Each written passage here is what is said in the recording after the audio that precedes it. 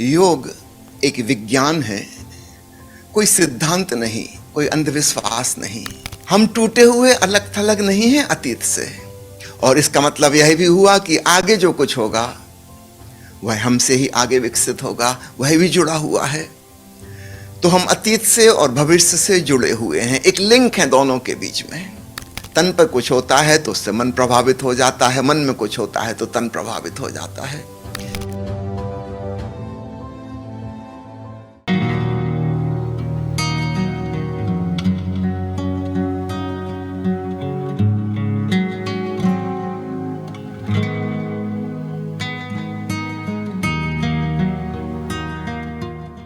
हम सब जानते हैं योग का अर्थ है जोड़, संयुक्त होना। आज मैं योग के पीछे जो दर्शन, जो फिलॉसफी छिपी है उसके संबंध में थोड़ी सी बात करूंगा। सबसे पहली बात, योग एक विज्ञान है, कोई सिद्धांत नहीं, कोई अंधविश्वास नहीं। योग करने के लिए किसी श्रद्धा, आस्था, मान्यता की जरूरत नहीं है। जैसे साइंस में हम जिज्ञासा के द्वारा खोज करते हैं, प्रयोग करते हैं, और प्रयोग का जब परिणाम आता है उससे हम सत्य को जानते हैं। ठीक ऐसे ही योग भी एक प्रयोग है, अपनी अंतरात्मा में, अपनी चेतना में प्रयोग करने का। दूसरी बात मैं कहना चाहूँगा कि जैसे बाहर विज्ञान में कोई खोज होती है और तब वह सार्वजनिक और सार्वभौम हो जाती है। एक ईसाई वैज्ञानिक ने बिजली का बल्ब खोजा, इसलिए बिजली ईसाई नहीं हो जाती। ऐसा नहीं है कि बिजली का बल्ब सिर्फ ईसाई जलाएंगे तब जलेगा, कोई भी जला सकता है। सबसे पहला एंटीबायोटिक स्कॉटलैंड के वैज्ञानिक अलेक्जेंडर फ्लेमिंग ने खोजा, तो इसका ये मतलब नहीं है कि पेनिसिलिन सिर्फ स्कॉटलैंड वासियों पर असर करेगी। दवाई सबके लिए है। ठीक ऐसे ही योग को समझना, बहुत लोगों को मैं देखता हूँ वे उसको देश से, राष्ट्रीयता से, जाति से, धर्म से जोड़ लेते हैं, और तब हम उसको संकीर्ण कर लेते हैं, घेरे में बंद कर लेते हैं। नहीं, यह भूल हमें नहीं करनी है। योग का मतलब है जुड़ना। अगर हम सारे जगत से जुड़ना चाहते हैं, वसुधैव कुटुंबकम को जीना चाहते हैं, जैसा कि हमारे पूर्वज ऋषियों ने कहा है, ठीक ऐसा ही ये मत कहना कि योग हिंदुओं का है, कि भारतीय है, कि ब्राह्मणों ने खोजा। ठीक है, धन्यवाद के पात्र हैं वे जिन्होंने खोजा, लेकिन योग सबके लिए है।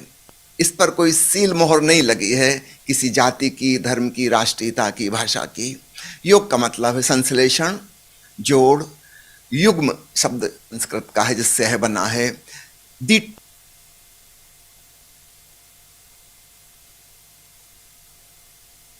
यह सारा परिवार जैसा है एक संसार। हम कहते हैं सोलर फैमिली, सौरी परिवार, सारे ग्रह नक्षत्र जो घूम रहे हैं सूरज के आसपास, पृथ्वी घूम रही है, सौर परिवार कहते हैं। ठीक ऐसे ही पृथ्वी पे जो है यह मनुष्यों का एक परिवार है। मनुष्यों का ही नहीं, पेड़ पौधे भी शामिल हैं, सब कुछ शामिल है। यह जोड़ कहाँ कहाँ कैसे कैसे है, इसके कुछ आयामों पर मैं बहुत संक्षेप में प्रकाश डालना चाहूँगा, और विशेषकर आधुनिक विज्ञान कहाँ सपोर्ट करती है योग के इस दर्शन को। सबसे पहले मैं कहना चाहूँगा, चार्ल्स डार्विन ने विकासवाद का सिद्धांत खोजा, और उससे सिद्ध हुआ कि हम अपने अतीत से जुड़े हुए हैं। पीढ़ी दर पीढ़ी विकास होता चला आ रहा है। आज हम जो भी हैं उसमें पीछे के करोड़ों साल का इवोल्यूशनरी प्रोसेस का हाथ है। हम टूटे हुए अलग थलग नहीं हैं अतीत से, और इसका मतलब यह भी हुआ कि आगे जो कुछ होगा वह हमसे ही आगे विकसित होगा, वह भी जुड़ा हुआ है। तो हम अतीत से और भविष्य से जुड़े हुए हैं, एक लिंक है दोनों के बीच में। दूसरी चीज वैज्ञानिकों ने खोजी कि परमाणुओं में एक दूसरे से जो अंतर है, समझो सोना और लोहा, कि ऑक्सीजन और हाइड्रोजन, वो सिर्फ इलेक्ट्रॉन, प्रोटॉन, न्यूट्रॉन की गिनती का भेद है। सब एटॉमिक पार्टिकल सब में वही के वही हैं। कितनी बड़ी संयुक्तता को खोजा। हम समझते हैं लोहा और सोना इतने अलग अलग, कितना भेद है इनमें। एक है ऑक्सीजन सबको जलाने वाली, और एक है हाइड्रोजन, खुद विस्फोट करके जलने वाली, लेकिन दोनों को मिला दो तो पानी बन जाता है आग को बुझाने वाला। गुण बिल्कुल अलग अलग, लेकिन इलेक्ट्रॉन प्रोटॉन न्यूट्रॉन वही के वही हैं, सिर्फ उनकी गिनती का भेद है। 100 से ज्यादा तत्व सिर्फ गिनती के भेद से बने हैं। तीसरी बात वैज्ञानिकों ने खोजी कि हम जिसको ऊर्जा कहते हैं, शक्ति कहते हैं, उसकी विभिन्न प्रकार की तरंगें। उदाहरण के लिए प्रकाश को हम जानते हैं, उसमें 7 रंग हमें दिखाई देते हैं, सिर्फ उनमें वेवलेंथ का फर्क है और कोई भी अंतर नहीं। और उसको और दूसरी तरफ खींचते जाएं तो हम एक तरफ पहुंच जाते हैं बड़ी बड़ी रेडियो वेव्स तक, और दूसरी तरफ जाएं तो छोटी छोटी माइक्रोवेव तक। कितने प्रकार की वेव्स, फर्क क्या है? सिर्फ लहर की ऊंचाई, गहराई और कितने देर बाद दूसरी लहर आती, उसमें फर्क है। फ्रीक्वेंसी का फर्क है बस, और कुछ भी नहीं। वही इलेक्ट्रिक वेव एक्सरे की मशीन से गुजरकर एक्सरे बन जाती है। वह लाइट वेव जो हमारे शरीर के आर पार नहीं जा सकती थी, एक्सरे बनकर शरीर के आर पार चली जाती है, भीतर से हड्डियों की फोटो ले आती है। सारे गुणधर्म बदल गए। और भेद क्या है प्रकाश में और एक्सरे में? वेवलेंथ का बस। तो सब कुछ जुड़ा हुआ है। स्पेक्ट्रम के 2 कोनों को हम देखें, लाल और बैगनी, तो हमको विरोधी नजर आते हैं, पर अगर हम पूरे रेंज पर गौर करें तो हम पाते हैं लाल ही धीरे धीरे ऑरेंज बन गया, ऑरेंज धीरे धीरे पीला बन गया, पीले से हरा, नीला, क्रमशः डार्क नीला, जामुनी और बैगनी हो गया। इस तरफ फिर अल्ट्रावायलेट हैं, उस तरफ इंफ्रारेड हैं। सबकी क्वालिटीज बिल्कुल अलग अलग, सिर्फ वेवलेंथ का फर्क है। चौथी चीज वैज्ञानिक ने खोजी, जगत में सबको जोड़ वो बता रही है, वह है कि ऊर्जा और पदार्थ अलग अलग नहीं, एक हैं। करोड़ों सालों से जाना जा रहा था कि शक्ति अलग चीज और पदार्थ अलग है। वैज्ञानिक जो अपने आप को मटेरियलिस्ट कहते थे, पदार्थवादी कहते थे, उन्होंने स्वयं खोजा कि मैटर है ही नहीं, सिर्फ तीव्र गति से घूम रही ऊर्जा है। अल्बर्ट आइंस्टीन का प्रसिद्ध फार्मूला आप सब जानते हैं, E=mc², जहां E एनर्जी है और m मास है पदार्थ का। कन्वर्टेबल है, उसी आधार पर परमाणु बम बना। एक छोटे से परमाणु को तोड़ने पर महाशक्ति पैदा हुई, क्योंकि भेद कुछ नहीं है, एक ही है, एक दूसरे में कन्वर्टेबल है। 5वां पॉइंट जोड़ का, वह भी आइंस्टीन की अद्भुत खोज है। उसने कहा कि टाइम और स्पेस अलग अलग नहीं हैं, और उसने गणितीय रूप से सिद्ध किया, time is the 4th dimension of space. हजारों साल से इस बात पर दार्शनिक बहुत बहस करते थे, विवाद करते थे कि समय क्या है, कोई सुनिश्चित परिभाषा नहीं बन पाती थी। अब क्लियर हो गया कि वह आकाश का ही एक आयाम है। 3 डायमेंशनल स्पेस हम सब जानते हैं, एक डायमेंशन और है, वह टाइम है। अब समय और आकाश को अलग अलग नहीं माना जाता, उनके लिए एक संयुक्त वर्ड बन गया, समयाकाश, दिक्काल, स्पेस टाइम इकट्ठा। इसके बाद एक और अद्भुत खोज हुई 1930 में, विशेषकर हाइजेनबर्ग, नील्स बोर, उन्होंने खोजा कि जिसको हम अभी तक कण कह रहे थे, सब एटॉमिक पार्टिकल, और जिसको लहर कह रहे थे, ऊर्जा की तरंग, ये दोनों भी अलग अलग नहीं हैं। बड़ी मुश्किल हो गई। फिर क्या कहें, एक नया शब्द गढ़ना पड़ा, क्वांटा, और वहां से क्वांटम फिजिक्स की शुरुआत हुई। तो कण और लहर अलग अलग नहीं हैं, जुड़ी हुई हैं, एक ही हैं। वही चीज कभी कभी कण जैसी आभासित होती है और वही चीज कभी कभी लहर जैसी। सदा से 2 विपरीत चीजों को जिन्हें समझा गया था, अंत में पाया गया कि वो भी जुड़े हुए हैं। इसके बाद एक और अद्भुत चीज खोजी गई कि वो जो सब एटॉमिक पार्टिकल का मूवमेंट है, हम सोच रहे हैं कि सर्किल लगा रहा है, यहां से वहां जा रहा है, यहां से वहां नहीं जा रहा, वो यहीं के यहीं डिसअपियर हो जा रहा है, एनिहिलेशन, और थोड़ी दूर जाके फिर अपीयर हो जा रहा है। सृष्टि और प्रलय कंटिन्यूअस चल रही है, प्रकट और अप्रकट बार बार हो रहा है। यहां से वहां जा नहीं रहा, यहां का यहीं गायब हो गया और थोड़ी दूर पे वहां जाके फिर प्रकट हो गया। कुल मिला के हमें लगता है कि एक लाइन में जा रहा है, सर्किल में घूम रहा है। ये भी बड़ी विचित्र खोज है। वो कभी कण जैसा है, कभी लहर जैसा है, कभी है और कभी नहीं है। अस्तित्व और अनस्तित्व, इन दोनों में कोई भेद नहीं है। फिर बाइनरी लैंग्वेज कंप्यूटर की विकसित हुई, आप सब जानते होंगे। सिर्फ 0 और 1, 0 और 1। 0 यानी नहीं है, 1 यानी है और नहीं है, ये आपस में संयुक्त हैं, जुड़े हुए हैं। ये भी एक युग्म है। उपनिषद के ऋषि कहते थे ब्रह्म भी ऐसा ही है, संभूत ब्रह्म और असंभूत ब्रह्म, मैनिफेस्टेड गॉड और अनमैनिफेस्टेड गॉड, दो अलग अलग नहीं है, एक ही है। संसार और परमात्मा भिन्न भिन्न नहीं, प्रकट हो गया तो संसार, अप्रकट हो गया तो परमात्मा। इसके बाद मनोविज्ञान आया लगभग 100-125 साल पहले, और उसने एक अद्भुत खोज की कि हम जिसे तन और मन कहते हैं ये भी आपस में जुड़े हुए हैं। एक नया शब्द गढ़ा गया, जैसे कण लहर के लिए एक नया शब्द बना क्वांटा, ठीक ऐसे बॉडी और माइंड के लिए एक नया शब्द बना साइकोसोमेटिक। साइकिक अकेले नहीं, सोमेटिक अकेले नहीं, तन मन आपस में संयुक्त हैं। तन पर कुछ होता है तो उससे मन प्रभावित हो जाता है, मन में कुछ होता है तो तन प्रभावित हो जाता है। हमारी कितनी ही बीमारियां साइकोसोमेटिक इलनेस हैं। मन में चिंता है लेकिन हृदय की धड़कन तेज हो गई, मन में भय है, पेट में अल्सर बन गया, ब्लीडिंग होने लगी। सब चीजें जुड़ी हुई हैं आपस में। हम पेट के अल्सर का कितना ही इलाज करते रहें, जब तक मन से हम उस व्यक्ति को ठीक ना करेंगे, बार बार फिर अल्सर होता ही रहेगा, एसिडिटी बढ़ती रहेगी। तन मन आपस में जुड़े हुए हैं, शरीर और आत्मा अलग अलग नहीं, एक ही हैं। इसके बाद अगला बिंदु मैं कहना चाहता हूं, 9वां, कि हम जिसको जड़ और चेतन कहते थे अलग अलग, योग में उनको भी एक माना जाता है। ये मिट्टी, पानी, वायु, हवा, आकाश, जिनसे मिलकर शरीर बना है। पहले हमको लगता था हम ही जीवित हैं, पशु पंछी जीवित हैं। 20वीं सदी की शुरुआत में जगदीश चंद्र बसु ने खोज की कि पौधे भी जीवित हैं। वैज्ञानिक रूप से उन्होंने साबित किया। फिर माइक्रोस्कोप बनाओ, पता चला कि जो सूक्ष्मदर्शी से दिखाई पड़ते हैं बहुत छोटे जीव, बैक्टीरिया, वो भी जीवित हैं। उसके और कुछ साल बाद पता चला कि वायरस भी जीवित हैं।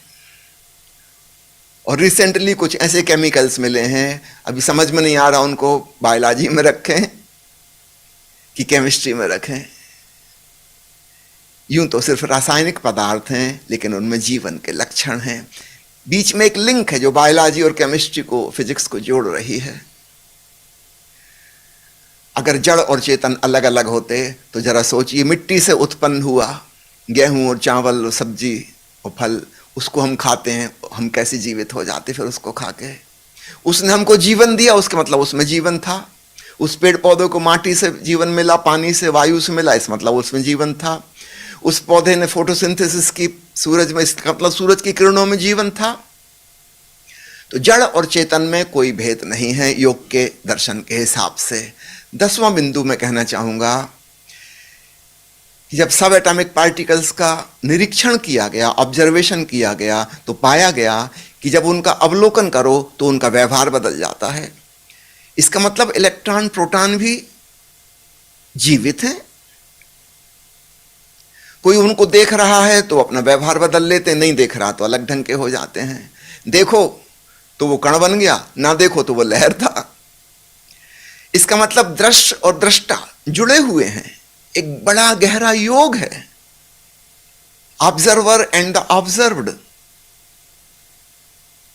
और ध्यान में तो सदा से ध्यानी जानते रहे हैं, हम अपने मन के विचारों या भावनाओं के जब दृष्टा बनते हैं, साक्षी बनते हैं, अचानक विचार और भावनाएं गायब हो जाते हैं। अगर हम नहीं साक्षी हैं तो वे चल रहे हैं।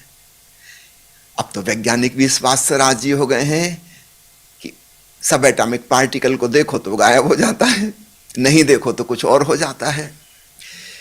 11वां बिंदु मैं कहना चाहूंगा, अभी पिछले साल जिन वैज्ञानिकों को नोबेल प्राइज मिली है उन्होंने एक अद्भुत बात खोजी कि हम जिसको दूर और पास कहते थे वे भी जुड़े हुए हैं।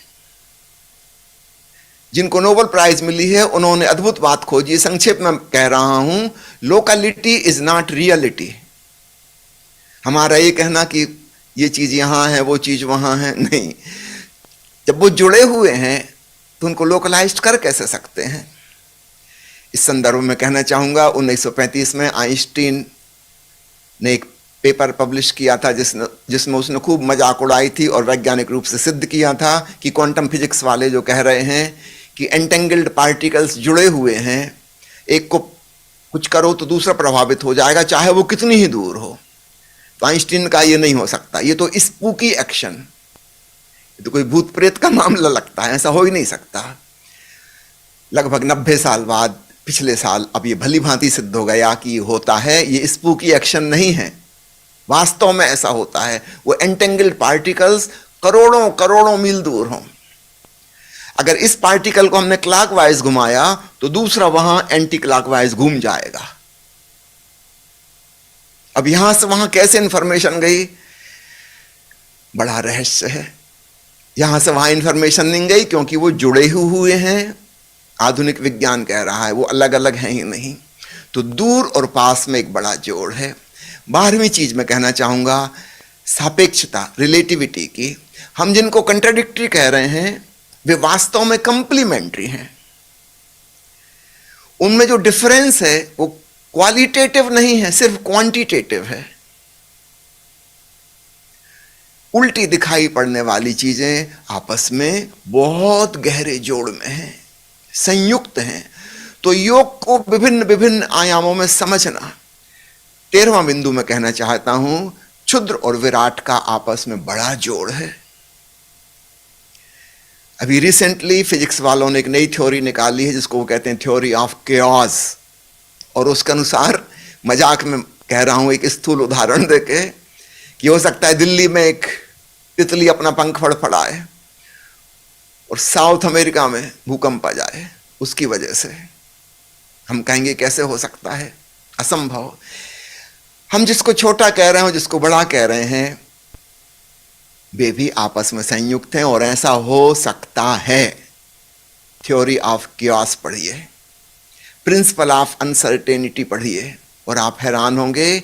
हम जिसको मैक्रोकॉस्म कह रहे हैं और जिसको माइक्रोकॉस्म कह रहे हैं, अत्यंत सूक्ष्म से सूक्ष्म और विराट से विराट गैलेक्सी, ये सब आपस में जुड़े हैं। योग के ऋषियों ने कहा है कण कण में भगवान। कबीर ने कहा है बूंद समानी समुद्र में। इतना ही नहीं, फिर कहा है समुद्र समाना बूंद में। आज पूर्णिमा का यह दिन सदगुरु कबीर की जयंती भी है। उनके वचन आज वैज्ञानिक कसौटी पर साबित हो गए। 14वां बिंदु में कहना चाहूंगा देने वाला और लेने वाला जुड़े हुए हैं। दान और ग्रहण इकट्ठे हो रहे हैं। यही इकोलॉजी का बेस है। इकोलॉजी साइंस यही कह रही है कि सब कुछ जुड़ा हुआ है। हम पेड़ पौधों से ऑक्सीजन ले रहे हैं, हम पेड़ पौधों को कार्बन डाइऑक्साइड दे रहे हैं। बड़ा लेन देन चल रहा है। अगर ये संसार एक परिवार ना होता तो लेन देन कैसे होता, और जितना ज्यादा लेन देन होगा उतना ही ज्यादा जीवन होगा, और जहां लेन देन छूट जाएगा वहां सब चीजें मृत हो जाएंगी। तो यहां भी चीजें जुड़ी हुई हैं। 15वां बिंदु में कहना चाहूंगा हम दो विपरीत शब्दों का प्रयोग करते हैं, स्वतंत्र और परतंत्र। ये दोनों गलत हैं, इनको भी जोड़ लो।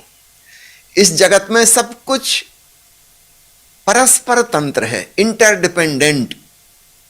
तो ये दो शब्द अपनी डिक्शनरी से हटा दो। ना तो कोई इंडिपेंडेंट है और ना कोई डिपेंडेंट है, हम सब इंटरडिपेंडेंट हैं और सब एक दूसरे को प्रभावित कर रहे हैं।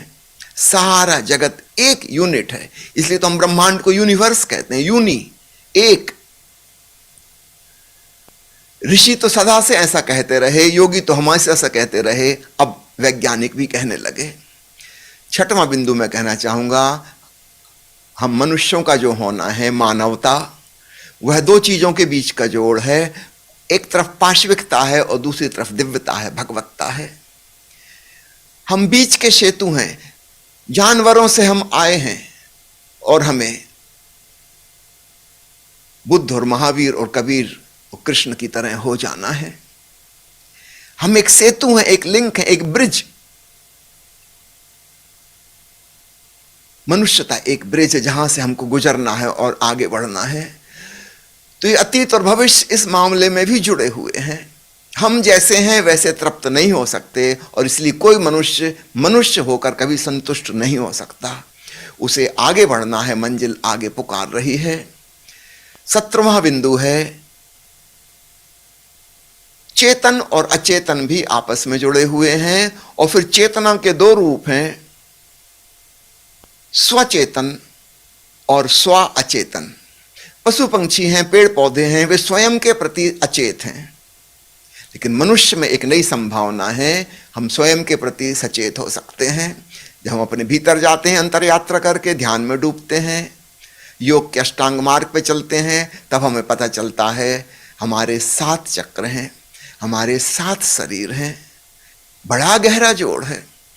केवल शरीर और आत्मा को देखो तो दोनों विपरीत नजर आते हैं। अगर इन 7 शरीरों को जानो तब हमें पता चलता है कि ये तो एक से दूसरे में, दूसरे से तीसरे में और सूक्ष्म और सूक्ष्म और सूक्ष्म की तरफ चले।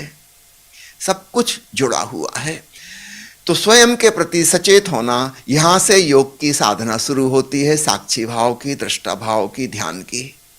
इसके बाद 18वां बिंदु है, स्व और सर्व जुड़े हुए, मैं का होना विलीन हो जाता है। यह योग का क्लाइमैक्स है।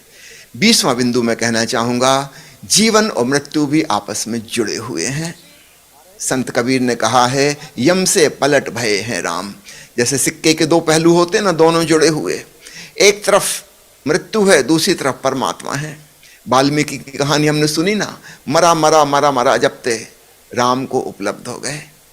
मरा और राम अलग अलग नहीं है। ओशो की एक किताब है, मैं मृत्यु सिखाता हूं, लेकिन जो व्यक्ति उस प्रयोग को करेगा वह परम जीवन को, अमृत जीवन को जान लेगा। जीवन और मृत्यु भी आपस में जुड़े हुए हैं। और आखिरी 21वां बिंदु में कहना चाहता हूं, योग और वियोग भी आपस में जुड़े हुए हैं, विरह और मिलन। क्यों हम परमात्मा को भूल गए, कैसे हम संसार से युक्त हो गए, हमारा वियोग हो गया प्रभु से। यह भी एक खेल है, एक लीला है, ताकि हम पुनः योग कर सकें, ध्यान में डूब सकें, प्रभु से जुड़ सकें। इसको गैर गंभीरता से मत लेना। तो प्यारे मित्रों, मैंने ये 21 बिंदु कहे जहां पर योग का दर्शन, योग की फिलॉसफी आधुनिक विज्ञान के आधार पर समझी जा सकती है, मनोविज्ञान के आधार पर समझी जा सकती है। सब कुछ जुड़ा हुआ है, अर्थात एक यूनिवर्सल सच्चाई के एक पार्ट है। ये तो हो गई सिर्फ समझने के लिए बात, लेकिन इससे योग का अनुभव नहीं हो जाएगा। मैं आप सबको निमंत्रित करता हूं ओशो फ्रेग्रेंस के व्यवहारिक प्रायोगिक कार्यक्रम में भाग लेने के लिए। हफ्ते में एक बार यह कार्यक्रम होता है, फिर एक वीक छोड़कर फिर दूसरा कार्यक्रम होता है। महीने में 2 बार 2 सप्ताह यह कार्यक्रम होता है, जिसमें आप घर बैठे ऑनलाइन भाग ले सकते हैं और योग में जीना सीख सकते हैं। जो बातें मैंने कही हैं उनको सिर्फ स्मृति में संजोने कुछ ना होगा, वो जीवन में कैसे उतरे। और दूसरी बात, हमारे ऑफलाइन कैंप भी होते हैं, आप उसमें भी आकर भाग ले सकते हैं। अभी हमारा नवनिर्मित आश्रम है श्री रजनीश ध्यान मंदिर, जिला सोनीपत में, हरियाणा में। वहाँ आकर भी आप योग के इन प्रयोगों में भाग ले सकते हैं। मेरी बातों को इतने प्रेम से सुना उसके लिए बहुत बहुत धन्यवाद, और कार्यक्रम को आयोजन करने वाले सभी मित्रों को भी धन्यवाद।